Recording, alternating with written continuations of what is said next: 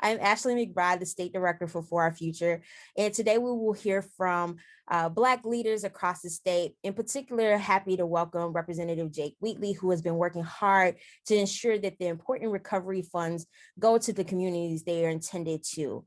One of the things that we heard just really early on is the federal administration's commitment to racial equity and anything that was coming to states. And so again, we are happy and elated to have Representative Jake Wheatley, who has joined us this morning to talk about the work he's doing, what is important, what's on the radar, and really even some disappointments, but how we will move forward and what is needed and how this particularly impacts communities of color.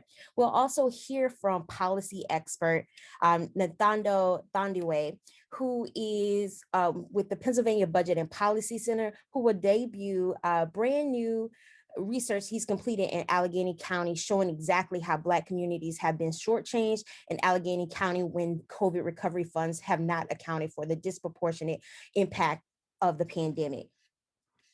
One of the things I think that is really important is that we talk about really what has happened just over the last few weeks. The GOP-controlled legislature has decided to hold back billions of dollars in recovery funds from Pennsylvanians in this year's Pennsylvania general budget. Many of those funds come from the American Rescue Plan that President Biden specifically designated for working people and with a focus on racial equity. Today, we'll talk about what's being done to address racial equity here in Pennsylvania through the lens of the budget and Biden's recovery efforts. Again, we want to welcome two of our guests today, Representative Jake Wheatley, Nthando Thandiwe. Representative Wheatley represents the 19th Legislative District in Allegheny County. He is a decorated veteran of the United States Marine Corps and is the longest serving member of the House of Representatives.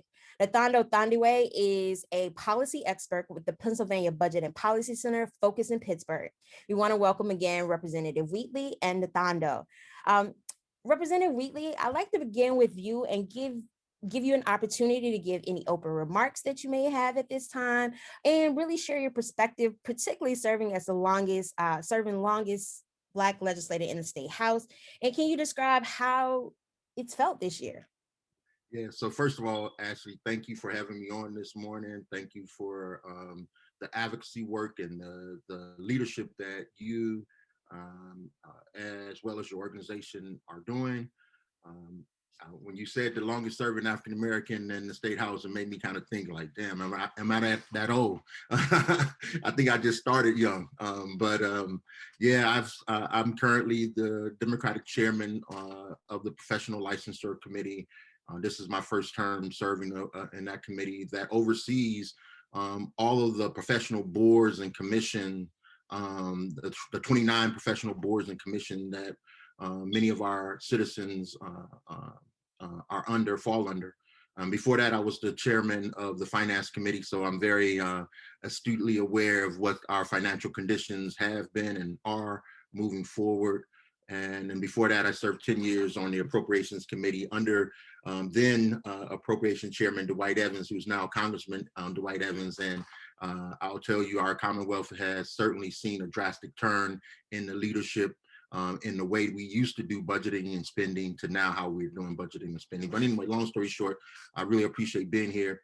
For me, this whole last 18 months or so has just crystallized a lot of what we already knew, but made it more of a priority for me to really try to use our apparatus, our systems, and correct them to really address systemic racism that plays out, have been playing out in our system, but really came more acutely aware under the pandemic. And we saw how, these systems just really expose Black and brown and poor folk in a way that made us have to really say, if we're going to ever be better, build back better, like President Biden said, the way we're going to do that is by focusing acutely on those who have been marginalized, left out, and forgotten about. And so that's one of the reasons why we, even during the pandemic, we fought hard to try to get the state government to do what Allegheny County did and what the city of Pittsburgh did and declare racism as a public health crisis. Because we see when these systems really find something important, like the global pandemic, how we can marshal resources and kind of collaborate and really focus and try to attain things in a timely manner that doesn't have to take generations to do. So we really pushed that at the state level. We weren't successful, to so to speak, but we do believe that these resources that have come from the federal government should be prioritized from a racial and equity lens. And unfortunately, we missed that opportunity in not only this budget cycle, but the one prior to that. If you recall, right prior to late December, November of last year, we used $1.3 billion of federal money that should have gone out to relief efforts, and we backfilled our budget. This year, we did more of the same, unfortunately, where we took the majority of the money that came in for relief to efforts, and we put it into a rainy day fund, or we stashed it away in special line items that will become people's pet projects as we move into this fiscal year. So I'm very committed to continuously trying to raise these levers, trying to fight these systems so that we can get this right moving forward. So thank you for having me. Absolutely. And I want you to hold that thought, particularly about this rainy day. Representative, we were on a Zoom not long ago, and one of the conversations, or one of the questions, was really what constitutes a rainy day if there's not already a tornado happening in Pennsylvania and across the country already. But thank you so much for joining us.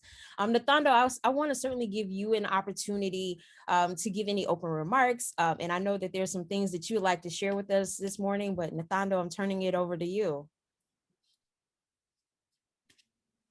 Okay, thank you so much, Ashley, for inviting me here. I definitely appreciate the time to come and speak to you about some of the programs that are happening across the state, especially from an equity standpoint, and some of the shortcomings that we've identified.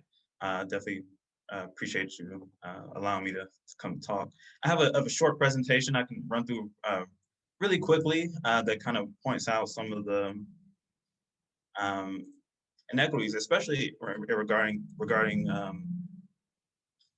spending and the emergency rental assistance funds. Can everyone see my screen? Yes. Okay. Yes. Great.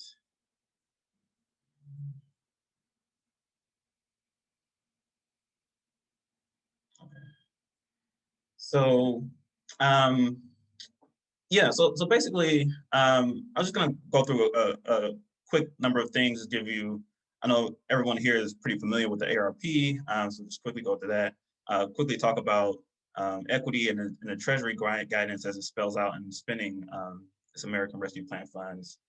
Then kind of focus down on the distribution of funds to counties, and kind of drill further down to Allegheny County as those funds are distributed to people, those most in need. So we all know the American Rescue Plan passed in March by President Biden. It was slated to speed the U.S. recovery from the economic and health effects of the COVID-19 pandemic and ongoing recession. Allegheny County and City of Pittsburgh received $380 and $335 million in direct aid, respectively. And this is a large amount of money. It gives the Treasury guidance. Says that you should address the impacts of the pandemic, longstanding inequities, and the $335 million represents over 60% of the Pittsburgh yearly operating budget. So it's a large opportunity to address some of these systemic issues that have been going on in the past, and made worse by the pandemic.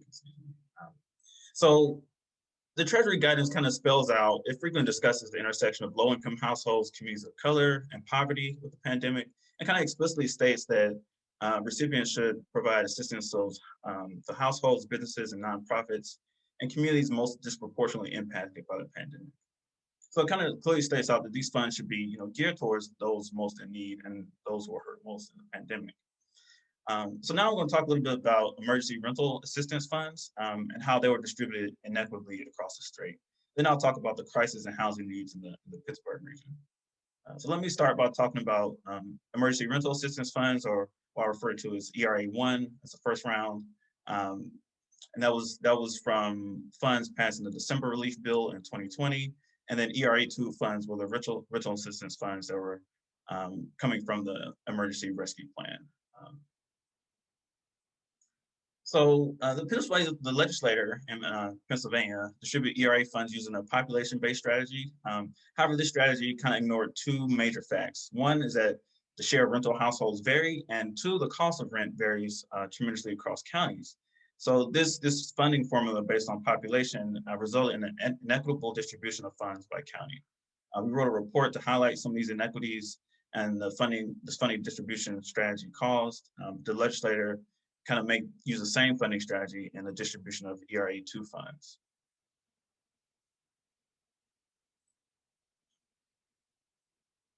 So here you can see the result of not taking into account the number of renters per county is that funding varied tremendously across the state. On one end of the spectrum, we have Forest County that received over $3,700 per rental household. As you can see on this chart is a little hard to read, but this long bar chart at the top is Forest County. And then on the other hand, you have Philadelphia, Allegheny, Dauphin, Lackawanna, and Erie County receiving less than $850 per household. At the state, consider the number of rental households in each county, distribution will look a lot different, and 13 counties will receive more funding. Allegheny County specifically would have received $25 million more in ERA1 funds. And then after the state repeated the same kind of distribution formula, the county lost out an additional $20 million for a total of nearly $45 million in emergency rental assistance. So this is a large chart, and this chart kind of shows the ERA funds that counties could have received through ERA 1 and 2. The other impact, and especially looking at the equity standpoint, is that counties with a higher share of African Americans receive less ERA funds per renter than counties with lower share of African Americans. So we can see on this chart, we divided up the groups into 4 near equal populations. And the counties with the highest share of African Americans, group 1 on the left, received about $748 per rental households. And then counties with the lowest share of African Americans, group 4 on the right, received over $1,000 per rental household. So this inequitable distribution of aid kind of will increase the existing inequities in housing security and affordability based on race. So now I'm gonna quickly drill down to as those funds are being distributed to renters, because equity in distribution does not end at the state or county level. It's actually how these funds are getting into people's hands and how they can directly benefit renters in need. So as I mentioned, Treasury guidance encourages assistance to target communities that have been most impacted by the pandemic. And the Allegheny County Department of Human Services, to its credit, has implemented a number of programs, including meeting tenants at eviction proceedings, coordinating with housing authorities, coordinating with magistrates, having drop-in centers. But there's still gaps that prevent the quick distribution of funds. This is mainly due to incomplete applications. So historically, I'm gonna quickly, so these 2 maps historically show the Black populations in poverty. The map on the left, Black population in poverty shown in green.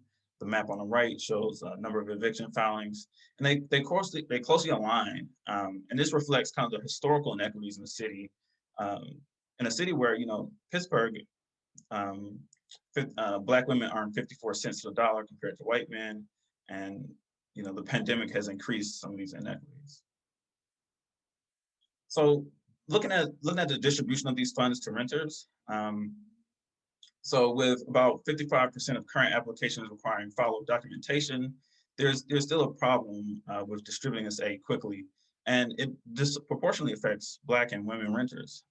As this first figure shows, well, not quite this figure, but definitely it kind of hints that Black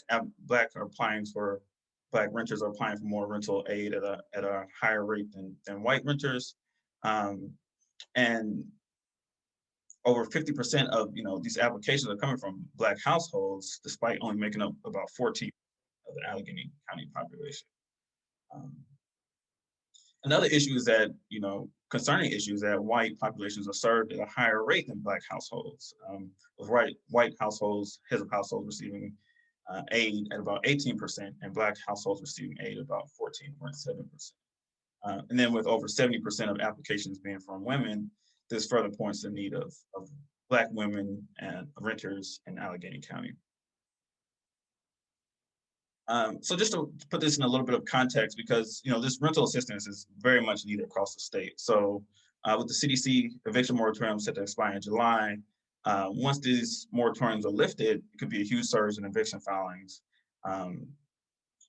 So in fact, adding up the number of evictions that would have happened at the 2019 rate prior to the pandemic, when the CDC moratorium ends, Pittsburgh could face up a pent-up demand of over 2,500 evictions once these moratoriums end. This is likely conservative because of pandemic-related joblessness and income losses among low-income renters. So I'll wrap up and say, the ARP is a great opportunity because as I mentioned, it encourages equitable spending by those most impacted. And with the city of Pittsburgh specifically, it has a fundamental choice. And this kind of echoes on the state level as well, is that we can simply make the next 4 budget years easier or essentially build back the same. This kind of will leave in place the same race and class inequities that have been increasing during the pandemic, or an alternative path would be to kind of seize this once in a lifetime opportunity and use these federal resources to address structural inequities, and then use the next 3 years in budgets to enact policies including fair taxation, reductions on spending on traditional policing, and create a budget that will sustain a more inclusive and just Pittsburgh for generations. Thank you for your time. Just a little brief outlook.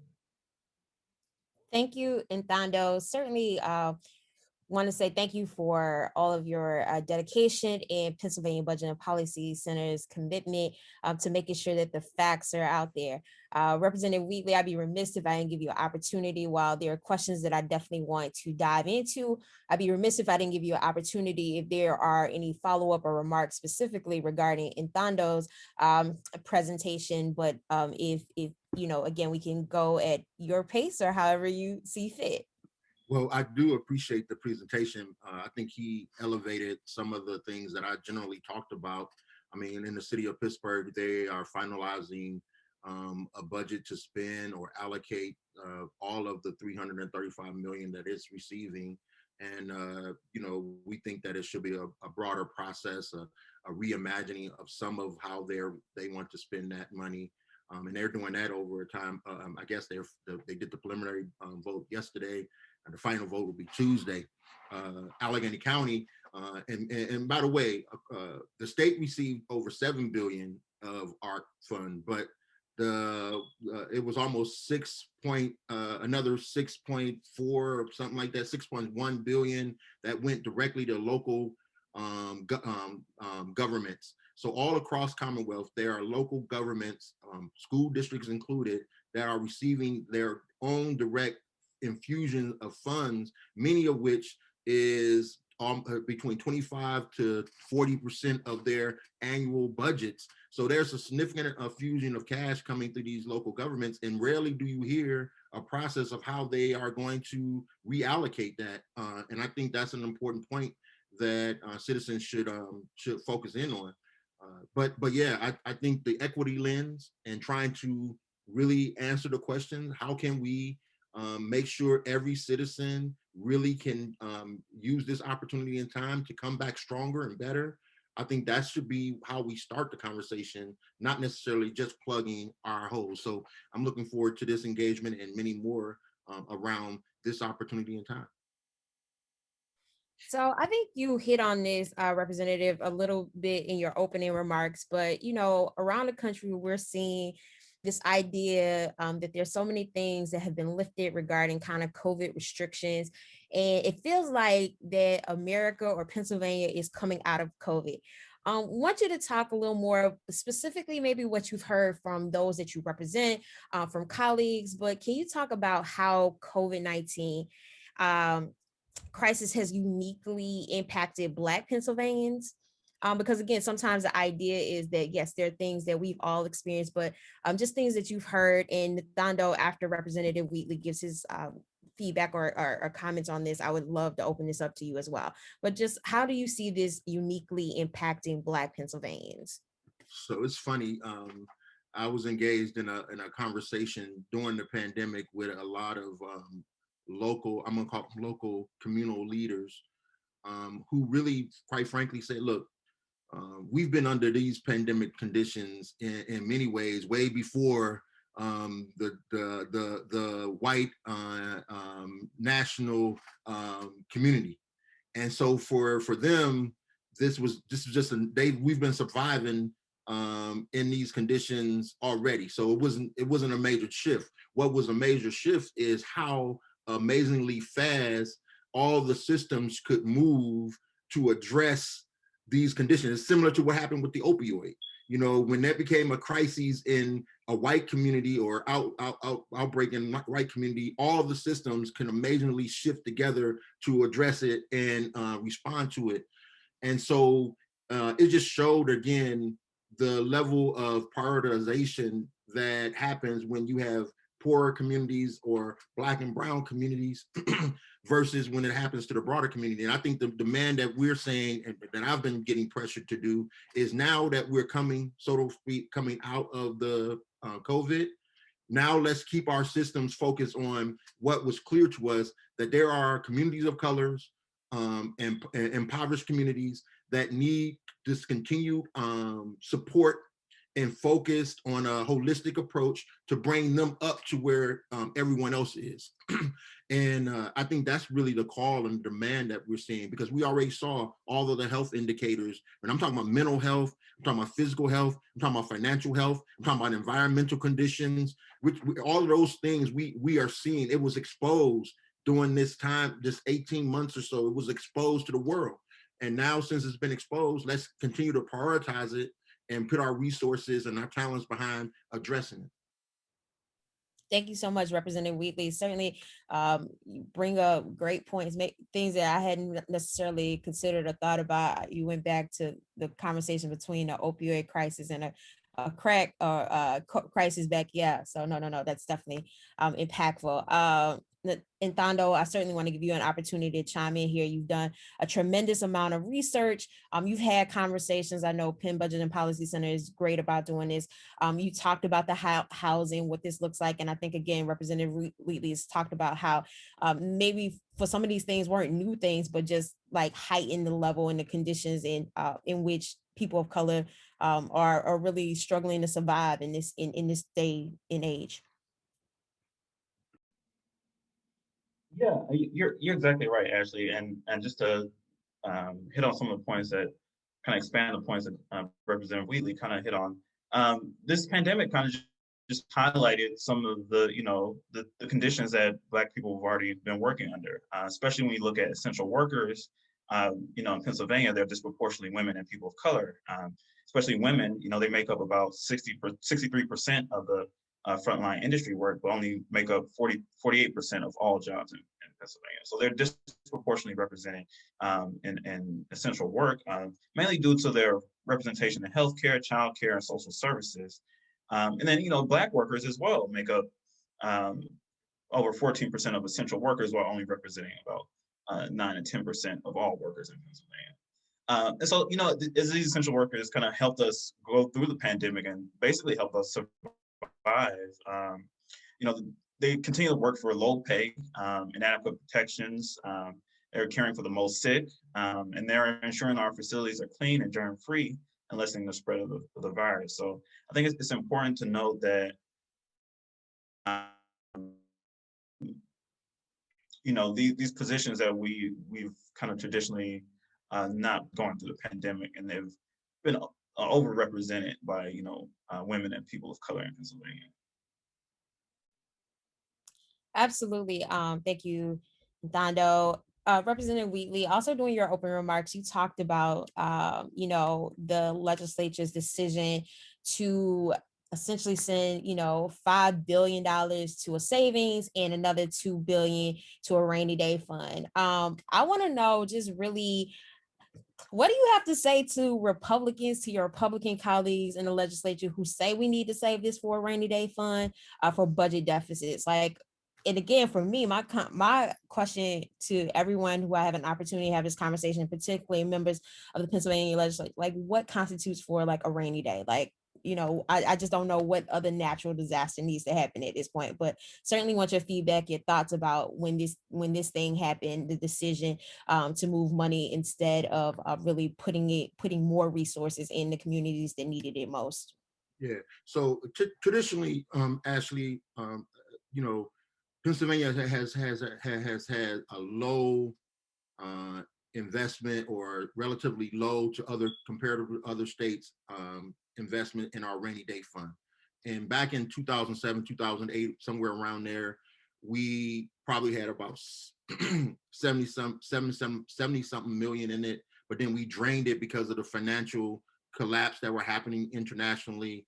And we hadn't started to reinvest in it until, I want to say, somewhere significantly around 2018. In 1 year's time, now normally we take 25% of our budget surplus at the end of the year, and we mandate putting that into our rainy day fund.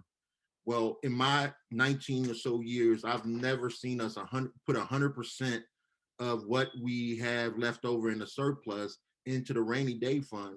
Now, traditionally, states say that the financial people say that you are healthy when you have somewhere between 25, 29% of your annual budget into a rainy day fund. But in 1 year, we basically put all of that into our rainy day fund. You normally do it over a period of time. So financially speaking, with us having all these other fires going on around us, you kind of heard we have renters, homeowners, and citizens trying to come out of this global pandemic, trying to figure out how they're going to survive. We have a childcare system that still, even though we put some money into it, it's still severely under funded, and that is a direct labor force support mechanism. We have an educational system, early childhood educational system, that again, we put a little money in it, but we could have done so much more towards it and really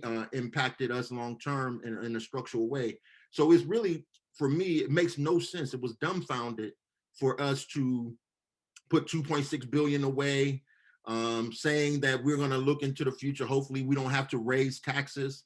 But for the last 10 years or so, we've known we've had to address our revenue side of the equation, but we've put it off. Matter of fact, just last year, at the end of the year, we took $100 million out of our small rainy day fund to support balancing our budget, because we didn't want to make the difficult decisions then that we needed to do. So all of this is, to me, is one, is people still being cowards about addressing our real revenue needs, and is another way to mask, at the same time play politics, because these same Republicans will smash our Democratic leaders and and president for wasteful spending.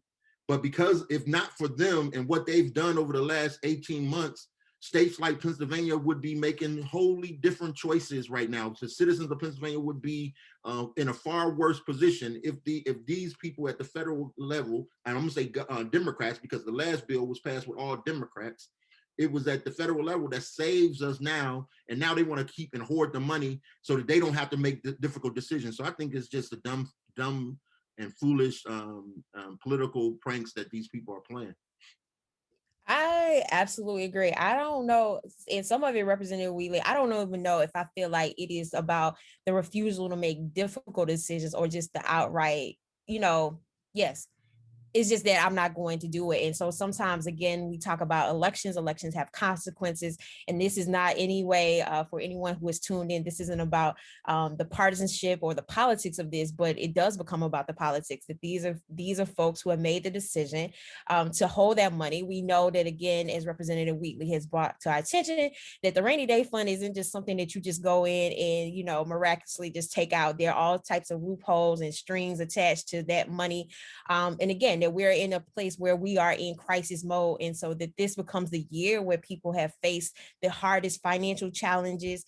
Just looking again, like we want to celebrate the things that came out of budget that have been helpful to our communities, but we realize that it's so much more. Even when we talk about the fair funding of our schools, again, which disproportionately is impacting communities of color, particularly Black communities. So certainly, Nthando, again, same question that I asked or offered to Representative Wheatley, want to give you an opportunity. If there are any feedback, remarks in your research that you want to add in here. But just really like, again, the conversation being about what I would say are Republican obstructionists who have made this decision, that instead of spending this money, instead of investing this money in communities that need it most, have said, look, we will put it away in a savings account. We will put it in our rainy day fund. That this is the year that they want to be fiscally responsible in that regard. No, and I'll definitely still echo the points that Representative Wheatley spoke about. I mean, the ARP gives us a chance to invest in a future that is more equitable, more transparent, and rebuilds with the intention of like emerging from this crisis better than we were before the pandemic. So we shouldn't be using these funds to address structural deficits, but we can act. There's a way to enact fair taxation to raise funds and eliminate those deficits while making investments to combat, structural racism and inequality to create a city, county, and state where we can all thrive. Additionally, I think it's important to note that the ARP guidance it recognizes that and it explicitly states that ARP funds cannot be used for deposit in the rainy day fund. So it recognizes it tries to encourage these funds to be used to address some of these the negative impacts of the pandemic and those who are hurt the most. So I think we have to be creative and start thinking beyond just filling budget holes, but really kind of transforming how we look at the budget and taxation and equality and equity to make those changes and put our money where our values are. Absolutely. Thank you. I think, again, we come to this conversation really about the lens of racial equity. And sometimes there is a confusion between equality and equity. Equality is like, yes, we all want the same thing. Equity is realizing that we don't all start at the same place. So just getting the same thing doesn't look equal across the board. So the American Jobs Plan uniquely specifies racial equity. But again, sometimes I think these words just get lost in a larger piece of the legislation. And I want to ask Representative Wheatley, how will the jobs plan and Biden's recovery efforts help Black Pennsylvanians and Americans in general? This is a difficult one for me because, all of it is a complex set of conversations around systems and how systems work and support what we're ultimately trying to accomplish. I think, it's wonderful to try to, promote equity, like you say, and in our conversations, but it really takes a concerted effort and focused resource allocation to really build the systems to address it, right? So for example, for workforce development, it is not just investing money into workforce training programs or investing money into entrepreneurs. It is actually what feeds that pipe. Like our educational system feeds that pipe, right? So how do you make sure we are putting the right investments in the right ways to help support the growth of that workforce? How do we make sure, that was mentioned earlier, how do we make sure that working people, especially working moms, have a system that has quality childcare services the way that they need it? So if you're in the service industry and you have a childcare providing system that is only open from 6 a.m. to 6 p.m., but you have shifts that goes on after 6 p.m., then there's a misalignment. And so some of this conversation will never really truly address the equity that we're looking for until we get these systems to align up. And the way that you're going to have to have the systems lined up is you have to have investments, because look at the inequality in how we invest. When it's early childhood, and I'm for early childhood, but when you look at early childhood in many ways is looked at in conjunction with our educational institutions, right? So we got most of our teachers in the educational institution, they're white women. When you look at our early childhood system, especially at some of these daycares, most of them are women of color or persons of color. The pay difference, the work conditions, that's all different. So if you want to equalize, when we say we invest in early childhood, you got to equalize it so that you have the pay standards and the work standards that can feed that system, so those people don't have to worry about their own family. So anyway, long story short, I think the intentions are well, but my grandma used to always say the road to hell is full with good intentions. And I think if we were really going to really address this in a systemic way, then we need to be serious about how we dismantle some of these systems and realign them in a way that makes sense. So, you know, I'm hopeful that this will benefit some, but I think we'll still see the continuation of the inequity and the continuation of the failed attempt after failed attempt to try to get full employment and from communities of color, because there's so many other things. I mean, we haven't even talked about the mental health side of this. We haven't talked about the traumas that go into trying to get people into these jobs and then be able to sustain them through these jobs, the rules around driver's licenses. It's so much stuff that go into, you know, what needs to change and how we need to reconfigure our system to support people who have been hurt, harmed, and intentionally impacted negatively. How we have to get them back on the level, you know, how we have to get them back into the system, how we have to get them back to trust the system. So anyway, that's my, 5 minutes of, angrily assessing the situation. We'll take it and we support you. We are grateful for your willingness, your commitment to fight for the people of the Commonwealth every day. I think I was looking at really an article last week and have heard this, over and over. I've seen it on social media. Folks who are blaming recovery efforts for increased unemployment benefits or extended unemployment benefits, and talking about it being impossible to hire workers. Many of these are low wage workers. Many of them tend to be, like, while we're having this conversation, particularly about Black Pennsylvanians, the reality is that it impacts people of color, it impacts poor people. But I want to continue this conversation about getting us to a living wage. And so, I think about all the things that we could have done, the opportunities that we had here. But yeah, we're still trying to give people a living wage. So like, we still believe very much that when you talked about the really equalizing the pay system or the pay scale, when we look at how we value one's work, and really it also speaks to one's own, how they see themselves and their own self-worth, when we talk about this conversation about equity and how it disproportionately impacts Black communities, poor communities in general. Certainly appreciate, I'm sorry, go ahead. I apologize. I don't want to say this because I think $15 an hour, that should have happened 10 years ago. The real rate, if we're really talking about raising people's compensation to the way they should be, there was a study out here and it was saying that it should be around $30 an hour. That number blows people's mind, but if you really want to get people off of the public support systems, networks, and get them to be self-sufficient in a real way, then we should be talking about $30 an hour. But I know for government that, that's a number that they would, they would run and hide from. They run and hide them from $12 and from $15. But, if we're going to have a real conversation about how we take people from where they are and put them in a position to be self-sufficient, then we need to really talk about what the real value of that looks like and stop being afraid of investing in that value, because I think the return would be much greater. Absolutely. Absolutely. I think that, again, this has just been, not that it hasn't been here, as you mentioned, and I think Nthando mentioned it as well, that these are things that Black community has been experiencing.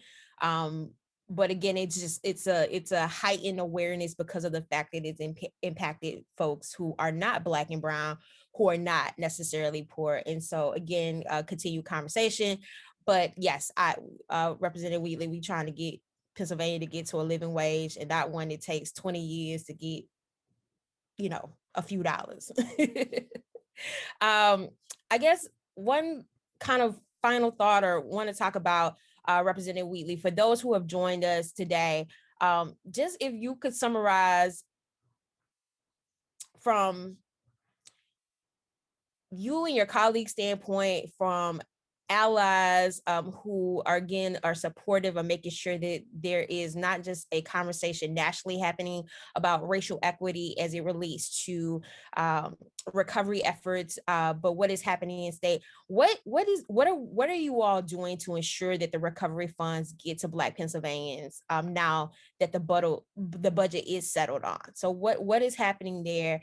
Also, how do we support and make sure that we hold our electeds accountable to make sure that the commitment that they've made is actually followed through on? Yeah, so collectively, I know in the Democratic caucus, we're going to continue to push. There's a pot of money, $370 million that has been kind of put to the side for us in the fall to try to discuss of how that's going to be reallocated. I think there's going to be a tremendous push to push that out in a way that supports small businesses, support homeowners, renters and homeowners, as well as citizens. I think we're going to continue to talk about the need to spend the relief funds. And again, I'm going to keep challenging the governor and the General Assembly to do it from a racial lens, to really try to build back better. I think locally, this is why I mentioned the amount of money that came in through the local government, because I think citizens have abilities to organize in a more impactful way locally to address what the school districts are getting and making sure that those monies are being spent appropriately to support. By the way, there are monies that directly went to support out of school time and after school time, many of which are our neighborhood organizations and leaders are running, but they have to have partnership with their local school districts to get that $100 million to go through them. So they can organize around that. I think they can organize around their local cities and townships and boroughs, these counties. I think we have to use this at the moment in time where people stand up, voice their opinions, and organize around getting these resources and reallocating them in ways that build our communities back the way that we envision them, not where other people envision them. I guess one last, to add on to that, is there anything at all that we can do, I will say, to this money that is I'm gonna call it being held hostage, whether it is in a savings or rainy day fund? Is there anything that we can do for that money to be designated to anything? Is it a lost hope? I think this is a question in many people's minds. And if so, if there is something we do, again, how do we use our voice to make sure that our legislators know, like, again, that we feel like this decision was unacceptable? So I'm going to say this, and I know that this is a nonpartisan forum, but I'm going to say it, I'm going to be partisan. We're going into an election cycle next year that I think is one of the most critical, and we hear this every election, but this is going to be the most critical election cycle. And I'm glad in a way that the Republicans showed their hand with this time and moment, because just a few months from now, citizens can organize around the fact that they are not happy that we have placed $5 billion of money that's meant for them, that is their money, it's their taxpayer money that the Fed sent back to us, that these Republicans are holding hostage so that they don't have to do what they were elected to do, right? So I think, and when people say, well, it doesn't have anything to do with me, it doesn't impact me, imagine what $5 billion could do when you were in Philadelphia or Pittsburgh or anywhere in between, and your schools need heavy investment, not only for the physical building, but for the educational product that's inside of those, for those kids. Imagine what $5 billion could do to make sure the over 106,000 children who are eligible for early childhood, but don't have access to it. Imagine what that could be. Imagine what we could do to support workers. Imagine what we can do to support our infrastructure. $5 billion. And these are people who showing their hands. So when you say, what could you do to get that? We can organize around it. We can make our voices heard. We can continue to bang on the doors of Harrisburg and city halls all across the Commonwealth to say, we're not going to let you take our money and continue to do what you please with it when we are in need of it now. So I think that we should all be on fire. I think right now, if you're an organizer and you're a spirited heart, this is the best time in the world to be out there, because no longer can we say, oh, we don't have the resources to do it. We have the resources, we just don't have the will to do it. So now it's time and I would say, I'm gonna lead this, and in 2005, General Assembly, we did something that people didn't like. We passed the pay raise.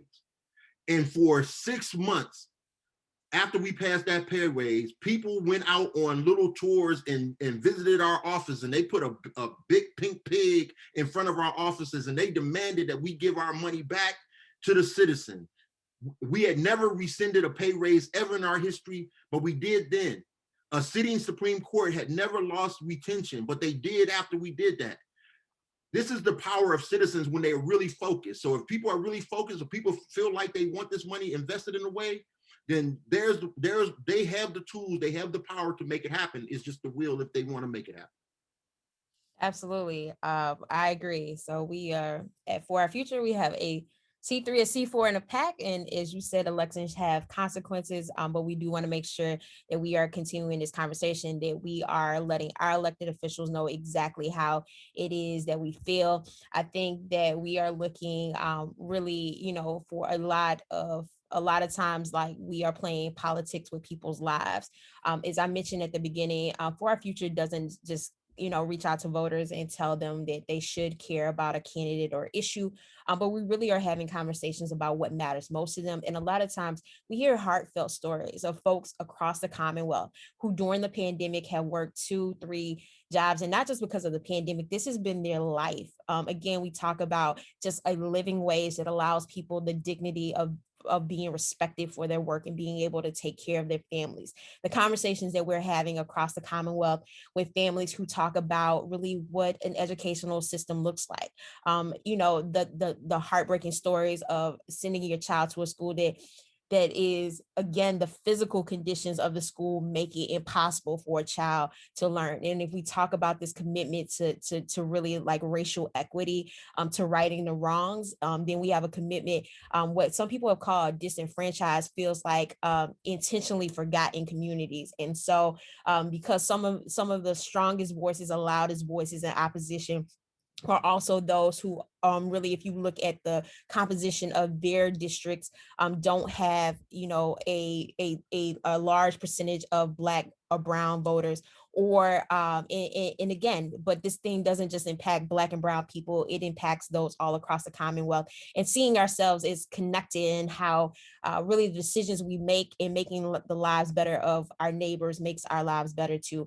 So again, want to thank you so much, Representative Wheatley, for your commitment, for showing up in Harrisburg every day, fighting for the folks of Allegheny County, but really for those across the Commonwealth. I want to do two things. I'd be remiss if I didn't give an opportunity for both Nthando and Representative Wheatley to just give some closing remarks, any final thoughts that you want to leave with those who've joined us. And Representative Wheatley, I want you to get the final sign off. But Nthando, if you could just give us any closing remarks. And also, we have shared in the chat Nthando's presentation, but certainly if folks want to find out more, Nthando, if you could just tell us how we follow your work and make sure that we are sharing that with as many of our friends and colleagues as possible.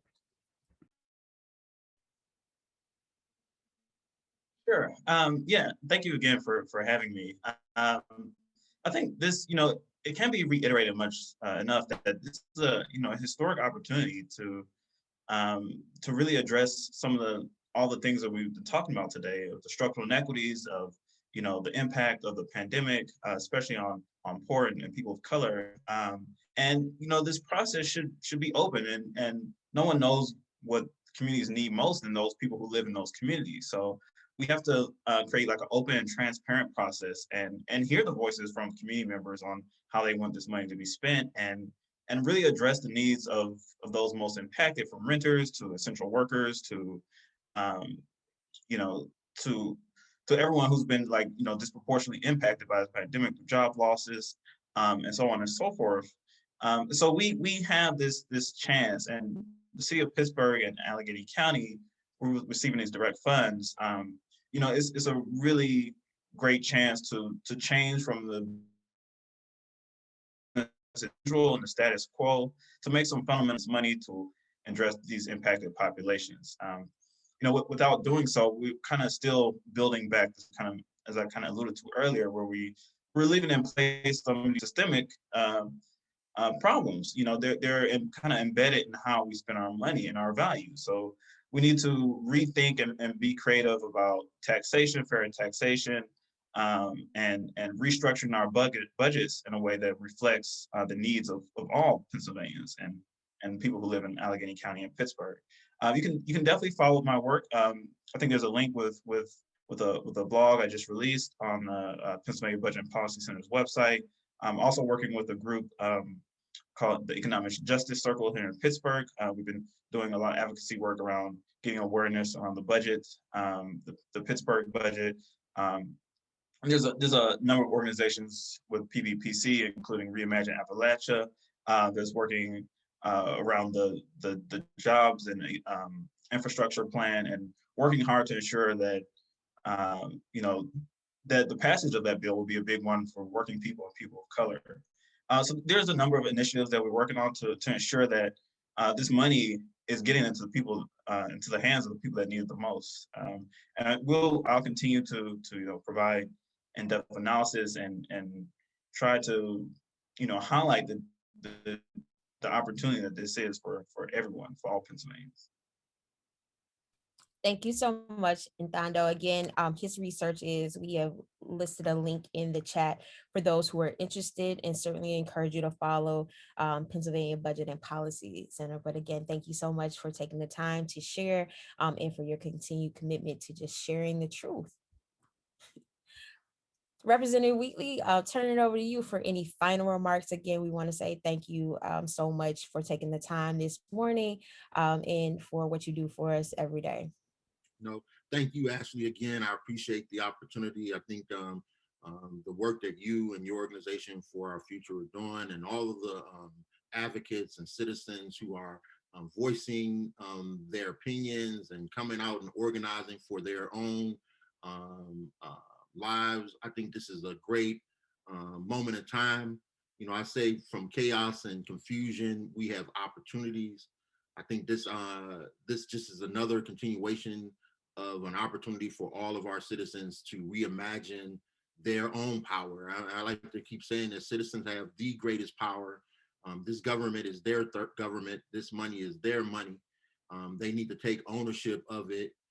We are stewards. We, the elected officials, are stewards. We are the eyes, ears, and their voices. But whenever we're not doing the job, they have the power to changes. So I'm just very encouraged that at this moment in time, you have organizations and activists like yourself who are stepping up to the plate and forcing us to do a better job or move out of the way. So thank you. Thank you so very much.